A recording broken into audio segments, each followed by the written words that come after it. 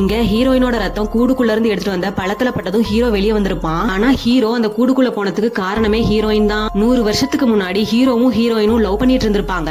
அவங்க கல்யாண நாள் அன்னைக்கு ஹீரோயின் ஹீரோ ஒரு டீமன் கிங்னு தெரிஞ்சுக்கிட்டு டீமன்ஸ் எல்லாம் இந்த உலகத்துல இருக்கவே கூடாதுன்னு சொல்லிட்டு இருக்கா. ஹீரோ என்ன நடக்குதுன்னே தெரியாம பாத்துட்டு இருக்க. அங்க இருக்க எல்லாரும் ஹீரோவை ஒரு மந்திர சங்கிலி வச்சு பிடிச்சிடுறாங்க. அதுக்கப்புறமா நிறைய அம்ப விட்டு அவனை கொல்ல பாக்குறாங்க. ஆனா ஹீரோ அந்த சங்கிலியை உடைச்சு எரிஞ்சிட்டு வெளியே வந்து எல்லாரையுமே அடிச்சு போட்டுறான். அதுக்கப்புறமா ஒரு பவரை யூஸ் பண்ணி தன்னைத்தானே ஒரு கூட்டுக்குள்ள அடைக்கிற மந்திரத்தை போட்டுட்டு அந்த இடத்துல அவனோட பவரை ஃபுல்லா இழந்து கீழே விழுந்துடுறான். இப்போ அங்க இருக்கவங்க ஹீரோயின் கிட்ட ஒரு கத்திய கொடுத்து ஹீரோவோட பவர் இப்போ அவன் கிட்ட இல்ல, அதனால அவனை ஈஸியா கொல்லலாம்னு சொல்லிட்டு கத்தியால குத்தி கொல்ல சொல்றாங்க. இப்ப இவ ஹீரோவை கொல்றதுக்காக பக்கத்துல வர ஹீரோ தங்க துகள்களா மாறி காத்தோட காத்தா அப்படியே மறைஞ்சு போயிடுறான். தன்னை காதலிச்சவளே தன்னை கொல்ல போறான்னு சொல்லிட்டு வேதனை தாங்க முடியாம அவனோட உடம்ப அவனே அழிச்சு ஒரு ஆத்ம சக்தியா மாறி ஒரு கூடுக்குள்ள 100 வருஷமா தன்னைத்தானே சிறபிடிச்சுக்கிறான். அதுக்கப்புறமா தான் ஹீரோயினோட ரத்தம் பட்டதும் 100 வருஷம் கழிச்சு அந்த கூட்டுக்குள்ள இருந்து வெளியே வந்திருப்பான்.